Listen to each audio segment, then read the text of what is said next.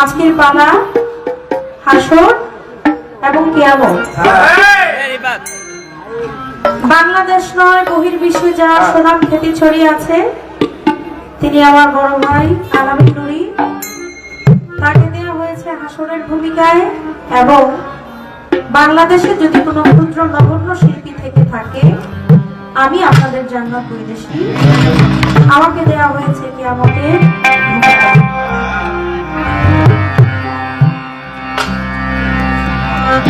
আমাদের প্রত্যেকের জীবনে দুটি জিনিস একদম সত্য। কি? একটি হচ্ছে আমি পৃথিবীতে এসেছি, আল্লাহ পাক আমাকে পাঠিয়েছে। আবার আল্লাহ যেদিন আমাকে ডাক দিবে, আল্লাহর যেদিন মর্জি হবে সেদিন আমি দুনিয়া থেকে চলে যাব। জন্ম এবং মৃত্যু এই দুইটা জিনিস একদম সত্য। দুনিয়াতে এসেছি এবং দুনিয়া থেকে একদিন চলে যাব। একটা হচ্ছে আসার পালা আর একটা হচ্ছে যাওয়ার পালা। আমরা বাউল শিল্পীরা অনেক ধরনের পালাই গেয়ে থাকি, করে থাকি। গুরু শিষ্য শরীয়ত মারফত আরেকটা পালা আছে, এটা এখন আর কেউ গায় না। তেমনি আজকে দিয়েছে হাসর এবং কিয়ামত। সব থেকে বড় পালা হচ্ছে আসা এবং যাওয়া। আসার সিরিয়াল আছে, যাওয়ার কোন সিরিয়াল আছে? যাওয়ার কোন সিরিয়াল নাই। এই পৃথিবীতে সব থেকে ভারী বোঝা হচ্ছে পিতার কাঁধে পুত্রের লাশ। এর চাইতে ভারী বোঝা পৃথিবীতে কিছু বইতে পারে না। আজকে পালা হাসর এবং কিয়ামত। চেষ্টা করব বাবা, আমি জানি কি আর বলবো কি, আমি কিছু জানি না, আমি কিছুই জানি না। তারপরেও আপনারা সাহস দিয়ে আমাকে দাঁড় করিয়েছেন। হয়তো দু চারটি গানের মাধ্যমে যদি আল্লাহর রহমত থাকে, বলি আল্লাহর দয়া আমাদের উপরে থাকে, তাহলে সারা রাত্রের মধ্যে আপনারা যদি আমাদেরকে দোয়া করেন, হয়তো সারা রাত্রের মধ্যে দু চারটি গানের মাধ্যমে আপনাদেরকে সন্তুষ্ট করতে পারবে।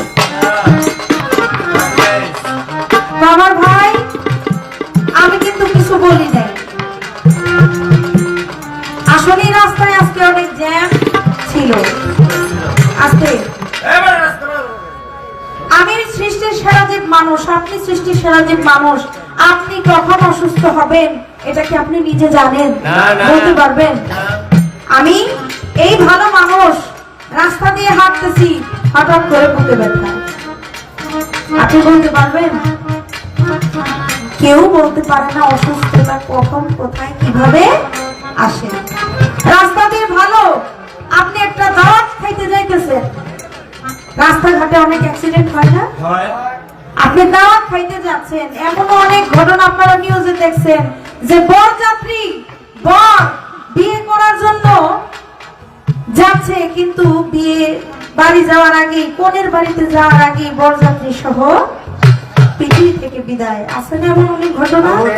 যদি কেউ জানতো যে রাস্তায় বের হইলে আমি অ্যাক্সিডেন্ট হব, তাহলে কেউ আর ঘর থেকে বের হইতো না। তাই রাস্তাঘাটের বিষয় এটা আল্লাহ পাকই ভালো জানে, আমরা কেউ জানি না। যাই হোক, আমি যেমনি হোক আগে চলে আসছি। আমার ভাই যে মেয়েও পড়ছে, আমার আরেকটা কইলা আমার ভাই বলে কেতরায় গেছে।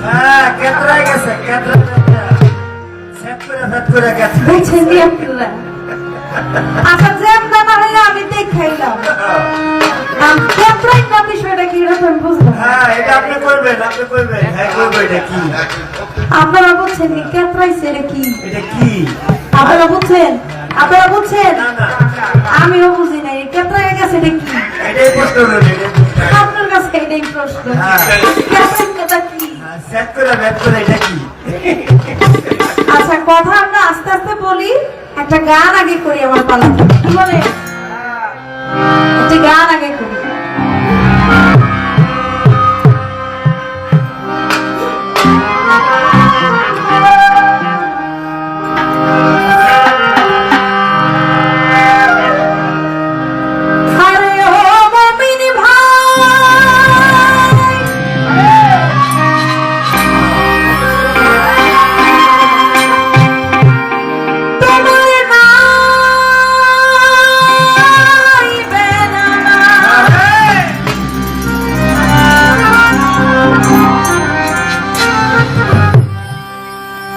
কিয়ামতের কাল এসেছে ভাই রে, আখেরি জামানা এসেছে।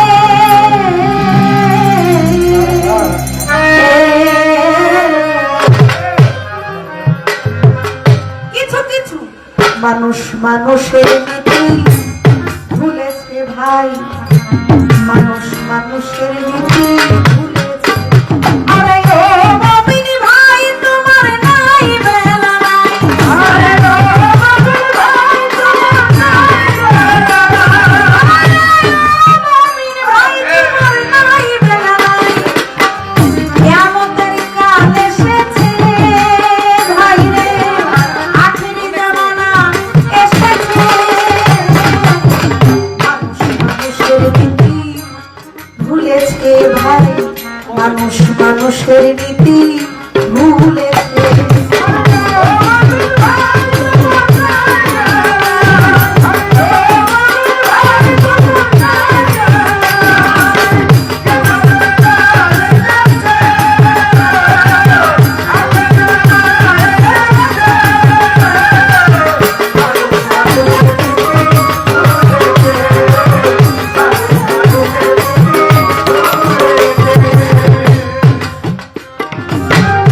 তুমি আমি ভাই ভাই ইসলাম ধর্মে কয়, মানুষ মানুষের জ্ঞাতি চিরনিষ্ঠই। তুমি আমি ভাই ভাই ইসলাম ধর্মে কয়, মানুষ মানুষের জ্ঞাতি চিরনিষ্ঠই। কথার বেলায় আছে কেবল কাজেতেই ফাঁকি, কিছু মানুষের হার মানাইছে মনের পশু পাখি। কথার বেলায় আছি আমি কাজেতেই ফাঁকি, মানুষের হার মানাইছে মনের পশু পাখি। ভারতে দেখেছি ছবি তেরে মেহেরবান, কিছু অমানুষের যে কুকুর অতি মহান। ভারতে দেখেছি ছবি তেরে মেহেরবান, কিছু মানুষের যে কুকুর অতি মহান। দেখেছি শুনেছি কত করেছি দ্বিগুণ, আপন ভাই করেছে নিজের হাতে আপন ভাইকে খুন। দেখেছি শুনেছি কত করেছি দ্বিগুণ, আপন ভাই করেছে নিজের হাতে আপন ভাইকে খুন। এবার লাগছে আগুন জ্বলছে আগুন, লাগছে আগুন জ্বলছে আগুন, লাগছে আগুন জ্বলছে আগুন। আগুনের কথাই নবী বলেছে, মানুষ মানুষের নীতি ভুলেছে, মানুষ মানুষের নীতি ভুলেছে।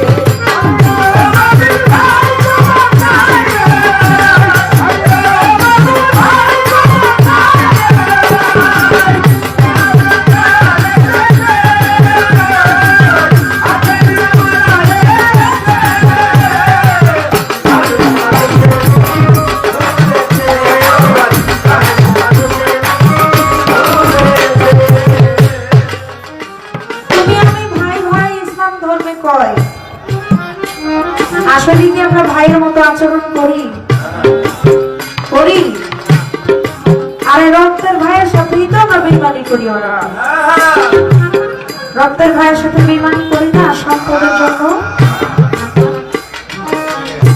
এখন অনেক দেখা যায়, এখন অনেক দেখা যায় একটুখানি সম্পদের জন্য ভাই হয়ে ভাইকে খুন করে, মেরে ফেলে। কিন্তু রক্তের সম্পর্ক তো আছেই। আমার নবী যখন মক্কা ছেড়ে মদিনায় হিজরত করে, তখন আমার নবীজি বলেছে তোমাদের মধ্যে তোমরা তোমাদের যা মালামাল আছে তোমরা সবাই ভাগাভাগি করে নাও, কারণ একজন মুসলমান আরেকজন মুসলমানের ভাই হয়, ভাই ভাই।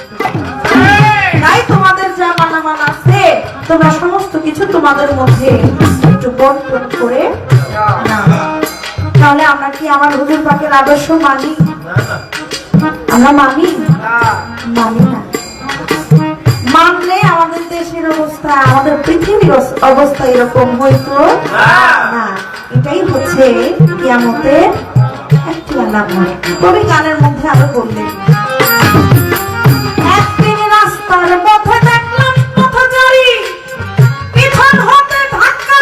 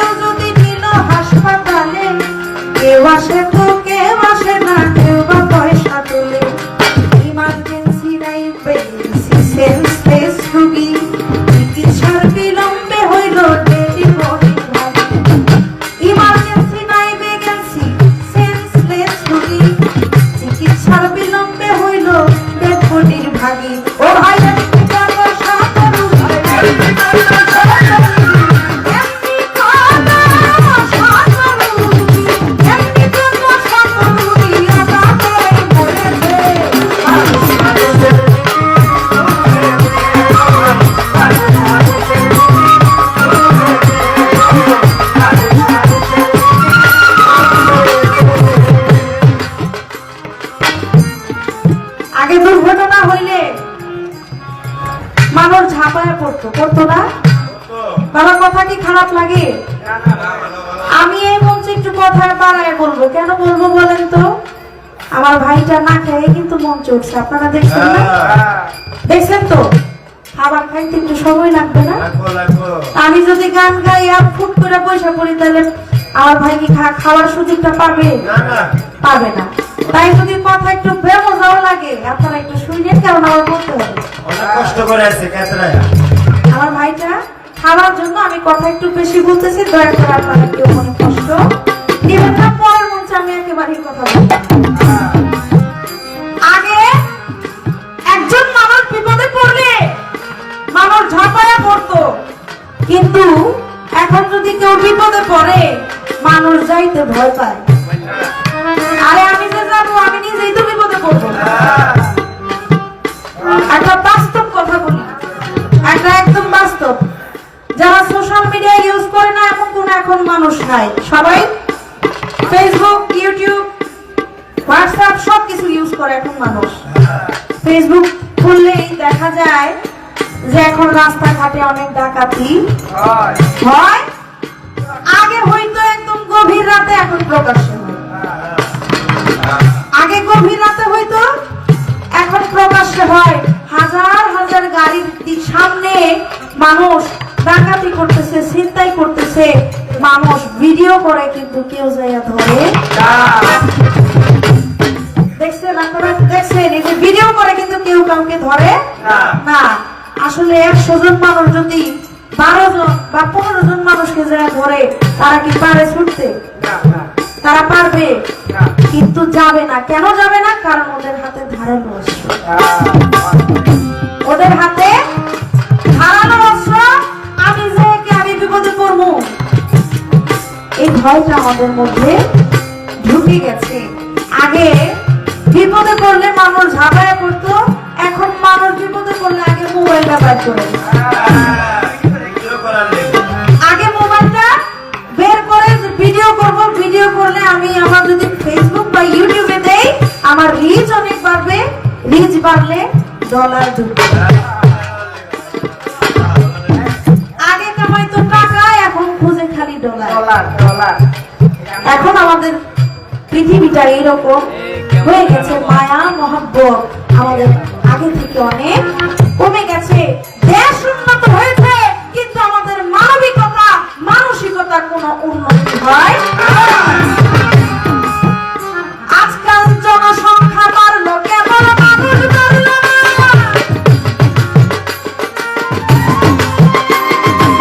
জনসংখ্যা বাড়লো, কেবল মানুষ বাড়লো না।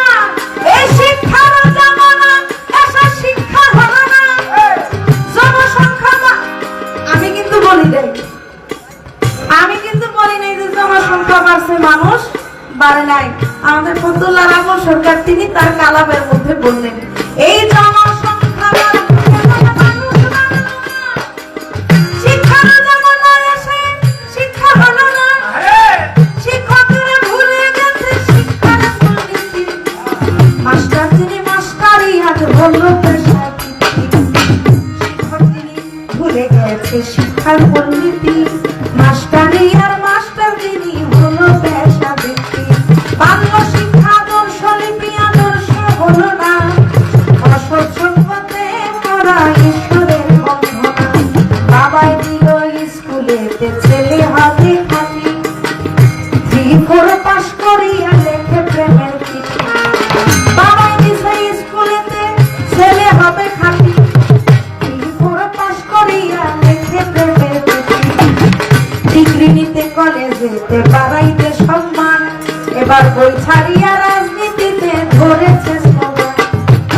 ডিগ্রি নিতে কলেজেতে বাড়াইতে সম্মান। বই ছাড়িয়া রাজনীতিতে ধরিল স্লোগান। ওই দেশের সেরা বিশ্ববিদ্যালয় বিদ্যার কেন্দ্রস্থল। হাতে কলম ছেড়ে দিয়ে ধরেছে পিস্তল। দেশের সেরা বিশ্ববিদ্যালয় বিদ্যার কেন্দ্রস্থল। হাতের কলম ছেড়ে দিয়ে ধরেছে পিস্তল। এবার শিক্ষা দীক্ষা সম্প্রসারণ। শিক্ষা দীক্ষা সম্প্রসারণ। শিক্ষা দীক্ষা সম্প্রসারণ।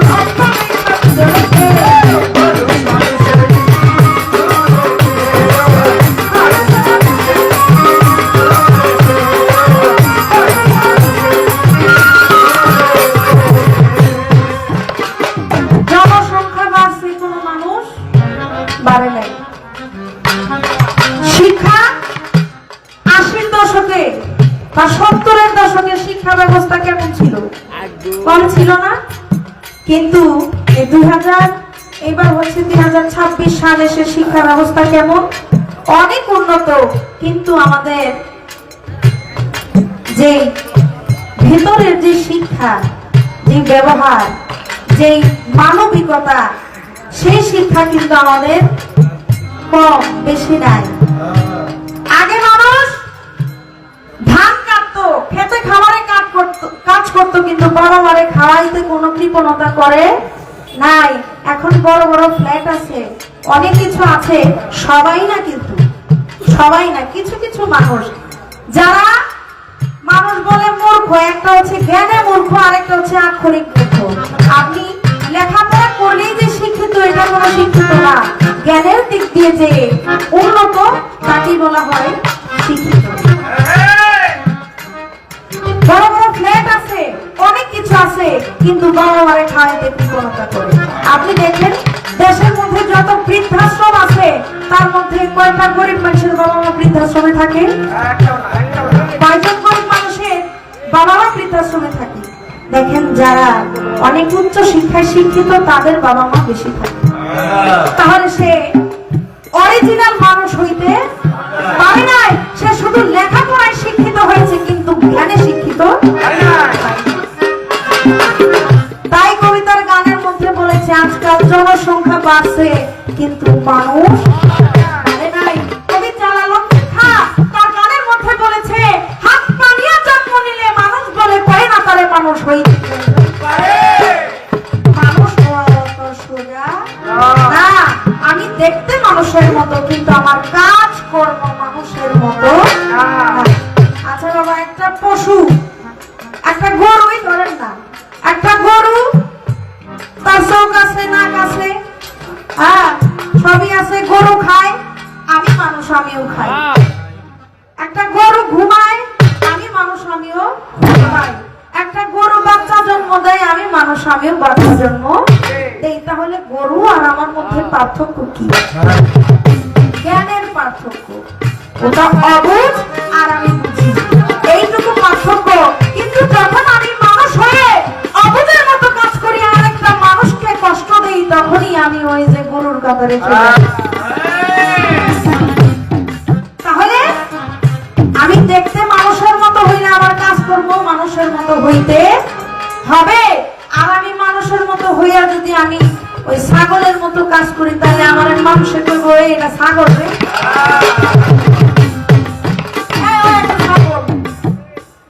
মুরব্বীরা যখন হেঁটে যায়, একটা যুবক যদি মুরব্বীকে মান্য না করে ধাক্কা দিয়ে চলে যায়, তখন ওই একটা মুরব্বী বলে, দেখ জানোয়ারের মতো একটা বলে না।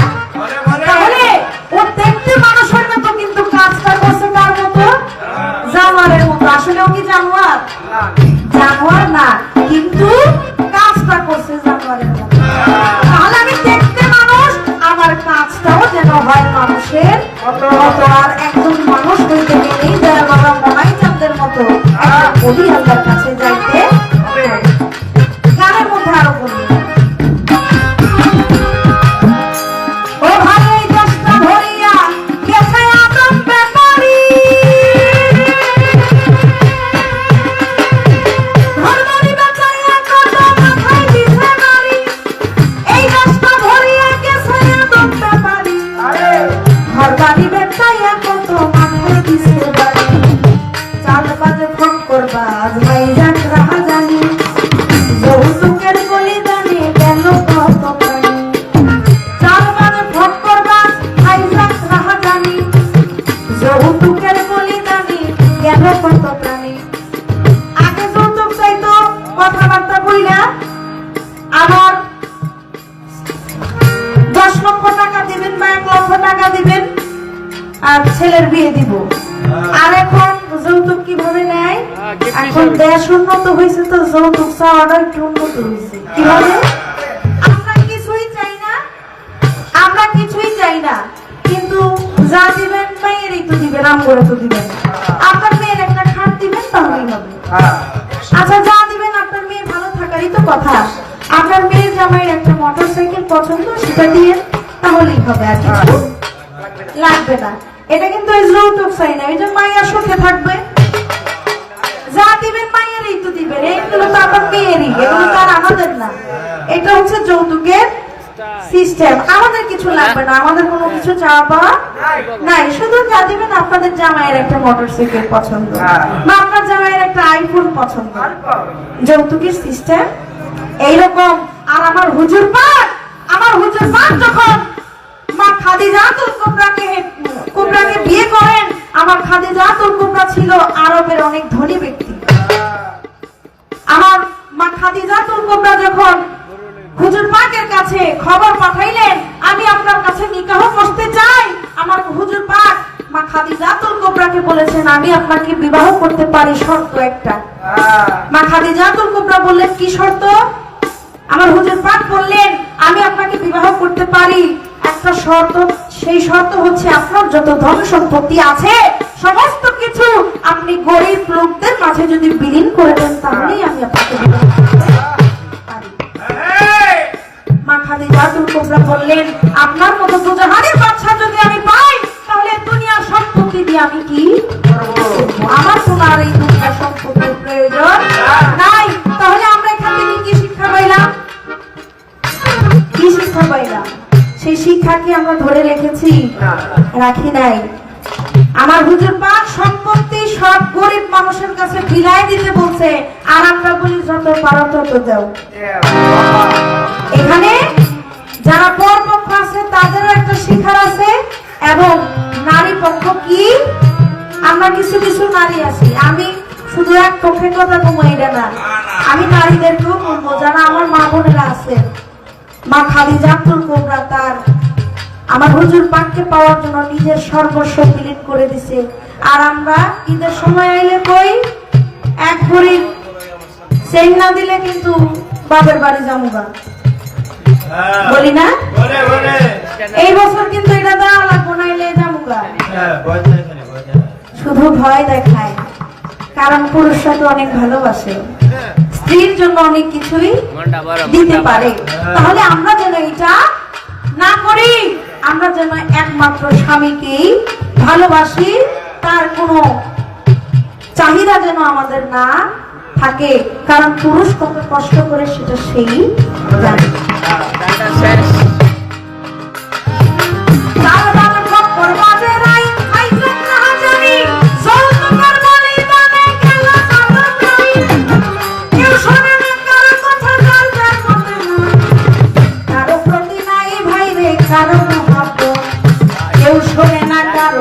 হাজার যার মতে মন, কারো প্রতি নাই ভাই রে কারো মহাব্বত। মুন্সি মৌলবি হতে মুক্তি মাওলানা, কিছু গায়ক গায়িকা আছে কথাই শোনো না। মুন্সি মৌলবি হতে মুক্তি মাওলানা, এই গায়ক গায়িকা কিছু কথাই শোনো না। এবার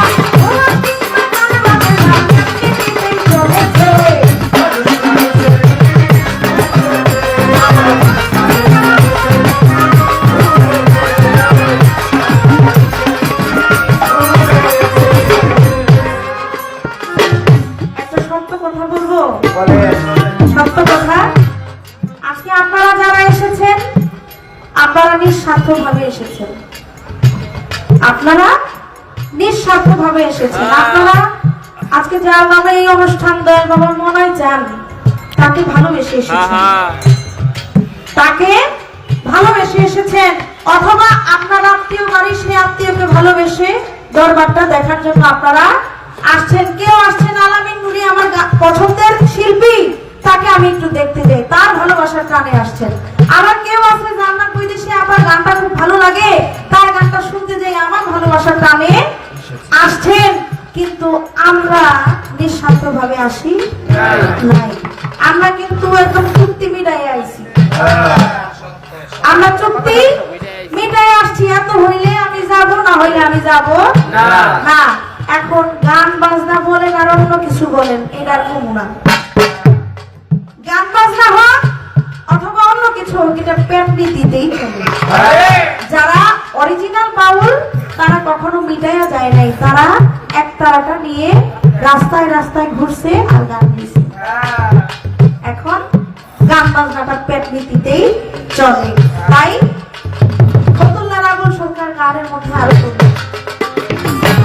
একদিন ঘটনা ক্রমে গেলাম আমি কোটে, যারা দেখি ছোট বড় কথা কয় সব কোটে। একদিন ঘটনা ক্রমে গেলাম আমি কোটে, যাইয়া দেখি ছোট বড় কথা কয় সব কোটে। বড় মোটে বড় কথা ছোট মোটে কম, রক্তের বানাইয়া শেষে ছাড়তে দেয় না দম। বড় মোটে বড় কথা ছোট মোটে কম, মক্কেল বানাইয়া শেষে ছাড়তে দেয় না দম। ব্যাস দিয়া ধইরা রাখে কোর্টের জুব্বায়, সুযোগ খোঁজে নোটে নীতি হাতে দেখায়। মুহুরি মুক্তার হইতে উকিল পেশকার, ধারাবাহিক নোট নীতিতে চলেছে কারবার। মুহুরি মুক্তার হইতে উকিল পেশকার, ধারাবাহিক নোট নীতিতে চলেছে কারবার। ও ভাই, ন্যায় নীতির আচার বিচার,